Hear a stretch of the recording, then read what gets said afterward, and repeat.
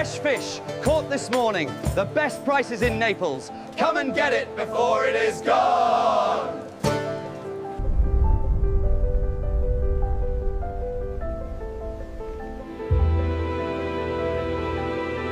Stop scrolling right now. What if I told you there was a city in 1660 where 300,000 people chose to live in paradise right next to certain death? Every morning they woke up to the most beautiful bay in Europe. Every night they went to sleep knowing they could die in their beds from molten lava. This is Naples in 1660, and what they created here was so magnificent, so culturally explosive, that people literally chose to risk death rather than live anywhere else.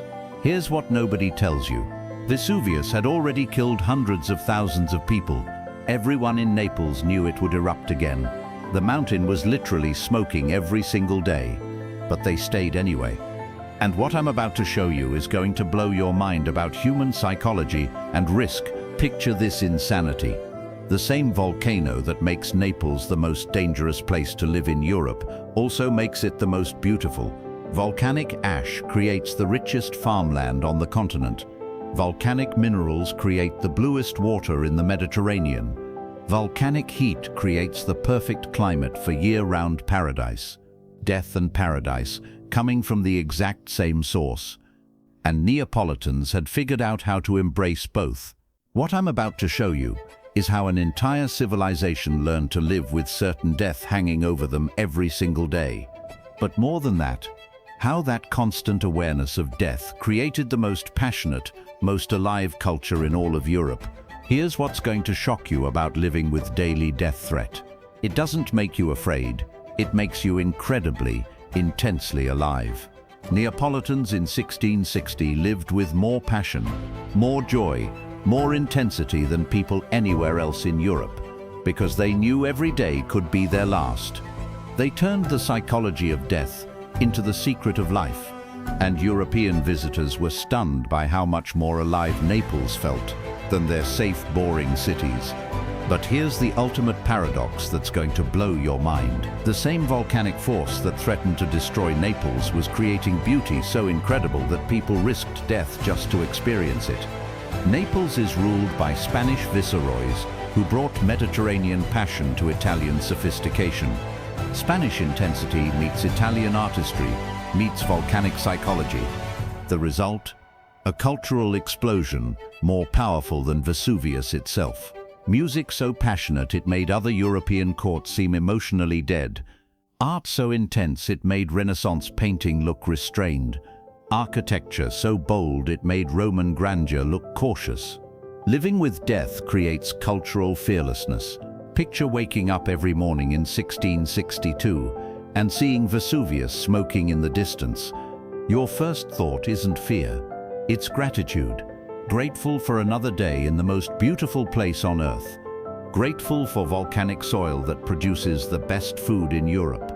Grateful for mountain heat that keeps your city warm while northern Europe freezes. Living with death makes every pleasure more intense. Here's what nobody expected about volcanic living. The people who stayed weren't stupid. They were psychologically advanced. They understood something about human happiness that safe Europeans didn't. Intensity requires risk. Walk with me through Naples' Spanish Quarter in 1663. Every street corner explodes with life, because everyone knows life is temporary. Musicians playing with desperate passion because tomorrow might not come. Artists painting like each canvas could be their last. Lovers embracing with intensity that makes other European romance look polite. This isn't just culture. This is culture supercharged by mortality awareness. But here's something that's going to blow your mind about volcanic danger. The same ash that kills also creates paradise. Volcanic soil around Naples produces grapes that make wine. Other European regions can't match. Vegetables that taste more intensely flavorful. Fruits that seem almost supernatural. Death literally feeds life. Step onto any terrace in Naples and witness the most beautiful view in Europe. The bay curves like a perfect crescent, protected by volcanic mountains that create natural harbors. Islands rising from impossibly blue water, Vesuvius looming majestically, beautiful and terrifying simultaneously.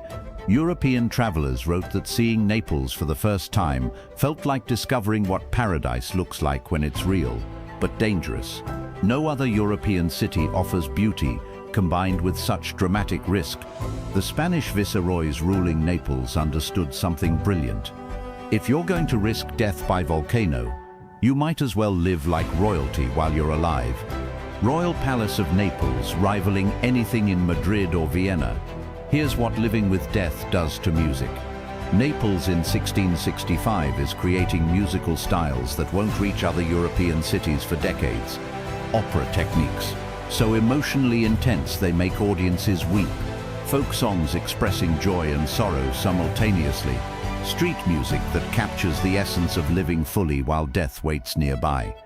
Musicians who know their time is limited don't waste notes on politeness. This is where European music learned to express real human emotion instead of just formal sophistication. Neapolitan architects in 1660 build with a boldness that shocks European visitors. Why? If the volcano can destroy everything anyway, why not make it as beautiful as possible while it lasts? Churches that reach toward heaven with desperate elegance. Palaces that embrace risk through ornate magnificence. Living next to death creates religious experiences other Europeans can't understand. San Gennaro's blood-liquefying ceremony, where the entire city prays desperately for protection from volcanic destruction. Churches filled with volcanic rock that remind worshippers death and divine beauty come from the same source. Religious processions with intensity that makes other European ceremonials look emotionally vacant. Faith becomes more intense when you need divine protection from literal hellfire. Here's what volcanic living does to food. If every meal could be your last, you make every meal extraordinary. Neapolitan cuisine in 1660 combines Spanish spices with Italian techniques and volcanic-enhanced ingredients to create flavors other European courts can't achieve.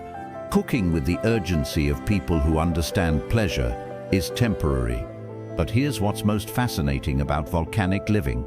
It eliminates social pretense. When everyone faces the same death threat, class differences seem ridiculous.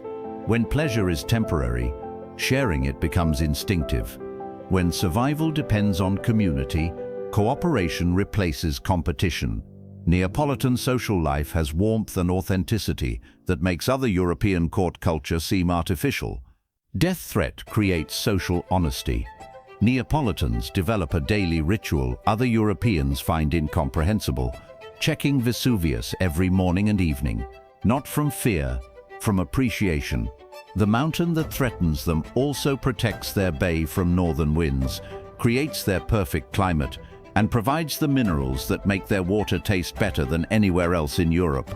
By 1668, Naples has mastered something no other European city understands: how to convert existential threat into cultural advantage. The constant awareness of potential death makes every sunset more beautiful, every human connection more meaningful, every artistic creation more urgent, every pleasure more intense. Other European cities live as if they have unlimited time. Naples lives as if every moment is precious. European nobles visiting Naples write letters describing cultural shock.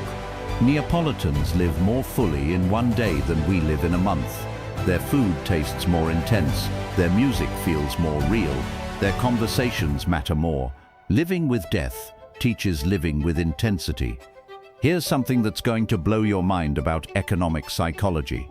The volcanic threat makes Naples more prosperous, not less. Why? Because living with time pressure creates economic urgency that produces innovation. Neapolitan merchants negotiate with intensity that makes other European traders seem leisurely. Artisans create with deadline awareness that produces higher quality, faster. Farmers work volcanic soil with appreciation that generates better harvests. When you can't count on unlimited time, you make every opportunity count. Spanish rule brings passionate intensity to Italian sophisticated beauty. The result is cultural fusion other European cities can't replicate. Spanish emotional honesty combined with Italian artistic mastery, Mediterranean warmth, integrated with Renaissance sophistication, Catholic mysticism, energized by volcanic spiritual awareness.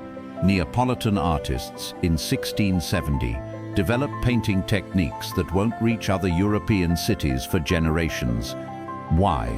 Living with dramatic beauty and dramatic danger requires artistic innovation to capture the intensity. Light and shadow techniques that express both paradise and threat. Color combinations that convey beauty and danger simultaneously. Compositional methods that capture the psychology of living intensely. Art created under threat becomes more emotionally powerful than art created from safety. Naples creates festival culture more intense than anywhere else in Europe. When you live with death threat, celebrations become desperate and joyful simultaneously. Street festivals that last for days because you celebrate while you can. Religious processions that combine gratitude for survival with prayers for continued protection. Musical gatherings that express every human emotion because tomorrow is uncertain. Neapolitan writers develop literary styles that express psychological complexity other European literature can't achieve. Poetry that captures the beauty-danger paradox. Drama that expresses living with constant risk. Love stories that integrate passion with mortality awareness. When life is uncertain, art becomes more honest about human experience. European readers find Neapolitan literature emotionally overwhelming because it expresses feelings they've never experienced in their safe cities. Living with Vesuvius makes Neapolitans early pioneers in risk science. They develop observation techniques for predicting volcanic activity. Evacuation planning that becomes model for other European disaster preparation. Geological understanding that advances European earth science. Survival necessity creates scientific innovation. Building next to an active volcano requires construction innovation other European architects never consider. Flexible building techniques that survive earth tremors. Rapid construction methods for rebuilding after volcanic damage. Material selection that resists volcanic ash and heat. Urban planning that facilitates emergency evacuation while maintaining daily beauty. Necessity creates architectural advancement that influences European building techniques for centuries. Here's what living with constant death threat teaches about human psychology. Resilience isn't built by avoiding difficulty. It's built by embracing difficulty while maintaining joy. Neapolitans develop psychological strength that makes them emotionally superior to other Europeans who live in safe but emotionally limiting environments. The urgency of volcanic living creates musical innovations that transform European culture. Operatic techniques that express intense emotion efficiently. Folk music rhythms that capture both joy and sorrow. Instrumental methods that convey dramatic tension and release. Vocal styles that communicate emotional honesty rather than formal perfection. When time is limited, music becomes more emotionally direct and powerful. These innovations spread throughout Europe, improving musical expression everywhere. Volcanic living creates culinary techniques other European regions can't develop. Fast cooking methods that preserve nutrition while creating intense flavors. Preservation techniques that maintain food quality during emergencies. Spice combinations that enhance volcanic soil ingredients. Cooking traditions that turn quick meals into memorable experiences. When every meal could be your last, cuisine evolves toward maximum pleasure and efficiency. Here's something that's going to change how you think about modern life.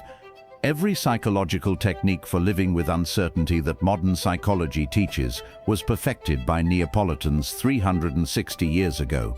Mindfulness practices for appreciating present moments.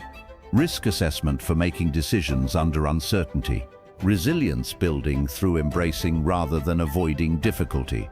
Intensity enhancement through mortality awareness. Naples figured out how to live fully while facing constant threat. Here's what Naples teaches about your daily psychological choices. Avoiding all risk creates boring life. Accepting calculated risk creates intense life. Appreciating uncertainty creates grateful life. Embracing mortality awareness creates meaningful life. Safety isn't living. Intensity is living. Naples' volcanic living psychology influenced European culture permanently. Romantic movement borrowed Neapolitan intensity. Modern music inherited Neapolitan emotional honesty.